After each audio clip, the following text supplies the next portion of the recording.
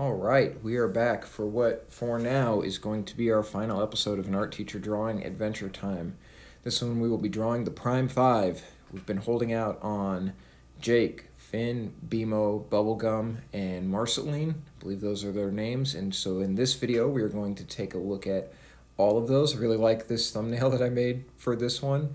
Finn really seems like he matches the background there, and it's just kind of a fun little end to the series. In the previous video, I talked about the direction I'd like to take this channel moving forward, and I'm still kind of mulling that over and how I want to do it. I've got a lot of art backlogged, but what do I want to use them for? What kind of story do I want to tell? That's the thing I got to decide as I continue throughout this process. In this video, we're going to look at some more illustrations, and first up is Jake in a lumberjack style form. I think that gosh, now I can't remember the name of it. Whatever the WB Smash Bros. Game was, I think that's the model for Jake that they had, the kind of free-to-play one online. I don't know, kind of pictured Jake as like a lumberjack type guy building his own little place and kind of living on the land there. I think it works. The hat seems to fit the energy. It's almost identical to the face shape, so I just thought that was really, really funny.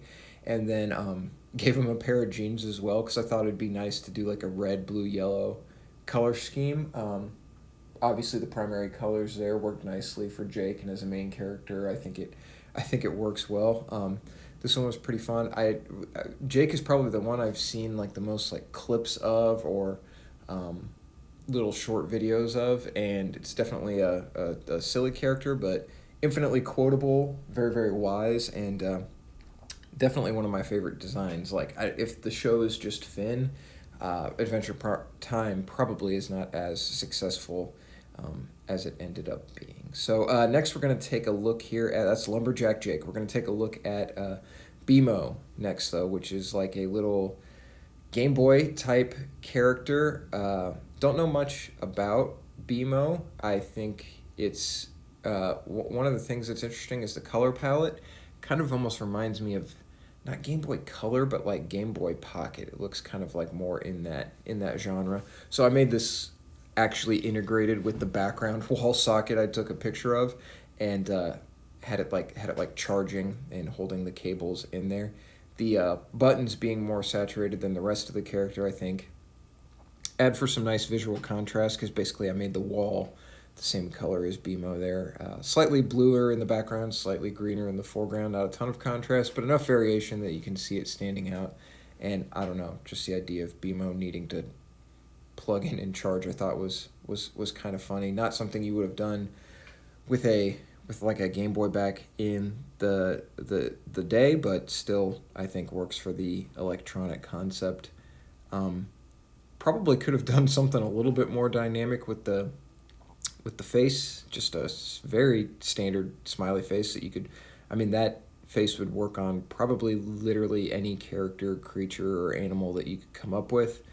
But I was already so pleased with the plug-in idea, I just kind of went for it with the smiley face. So next one, we tried to add, again, some more personality, some extra elements here. So Princess Bubblegum has lots of different roles, it seems like, for the place that she's in charge of, but one of the things that seemed to be a primary character trait was like science and being some type of scientist. I don't know if it's like culinary science and she like creates all the candy characters or what, but I put her in a lab, gave her a little beaker there, some safety goggles, which I can't take full credit for. Obviously that was in some of the episodes, but I think I captured it nicely there, and the idea of, you know, maybe there's an episode where she just makes something that she wasn't expecting. You know, now that I'm saying that, that probably happened in the show, and I'm just not aware of it, having not really watched it.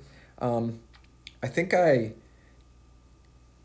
kind of captured a unique hairstyle. Bubblegum seems to like do her hair in different ways, but I probably could have like emphasized the shape silhouette that I was going for a little bit better. I think the idea is there. You know, you're in the lab, you're working on your things, stuff's going to be exploding. But probably could have like figured out a way to emphasize that a little bit more. Now that I'm looking at it, probably would have changed the color of the highlights as well. But overall, pretty fun, pretty fun. Next is Marceline playing the bass guitar here, and I think Marceline has several different guitars. It looks like I went with some kind of hybrid of both a bat and an axe, and obviously the performance element being the emotion and the energy for the pose that I chose here. Freddy Krueger sweater obviously also had to be included. I think sometimes she sings, but not always, but I definitely made that a key feature here.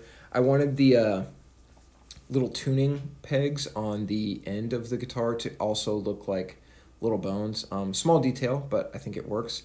Looks like I've also spent a lot of time really rendering in some actual hair lines in the movement of the way that it's flowing. So that's a nice detail for this one as well. Guitars can be very, very difficult to draw if you've never made one before. It looks like the one in the picture there is an axe.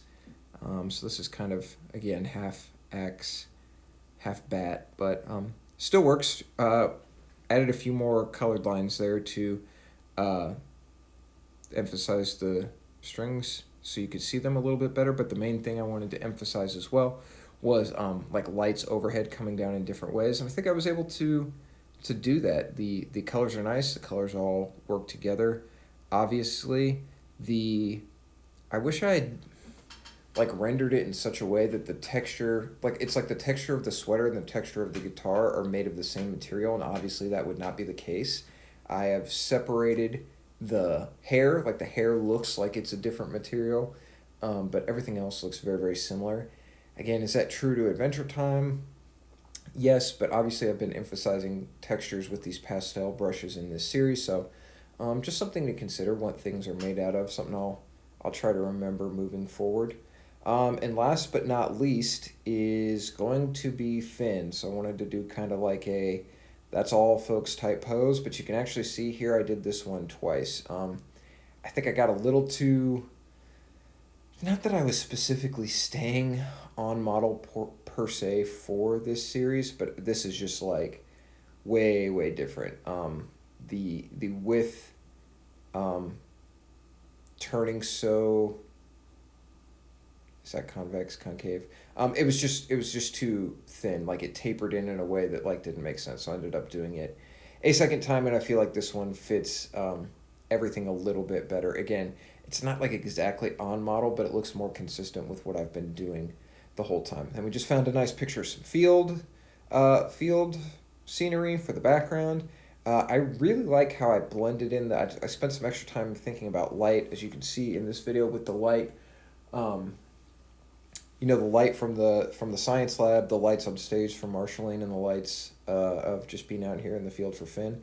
And I feel like this is pretty successful overall. I mean, I'm pretty happy with it being, if this is going to be the main character, this is going to be the last illustration in this series for a while. I think it's a pretty fitting conclusion, and I'm pretty happy with it, and I guess happy enough with it to try and get it right, and that's why I went back for it on that second try. So that's going to do it for us in this video. That's pretty much going to do it for now in this series of Adventure Time. We ended up with a grand total of 50 characters completed, and you know, it was a fun learning exercise. Got to look at the different shapes, different designs, kind of interpret them, learn a little bit more about Procreate, get used to things on YouTube in general, and just kind of create a nice little collection of things here.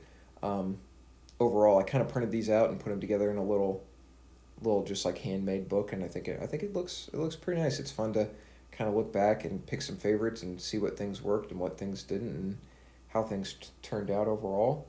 But that's all I'm going to have for this video, and that's all I'm going to have for this series for now. So thanks for helping me get through 50 different Adventure Time characters, and we will see what comes next. Not sure what the next series we're going to jump into is going to be just yet. But again, I got lots of illustrations in the work, just looking for the right thing to use them for. All right, thanks everyone. We'll see you later.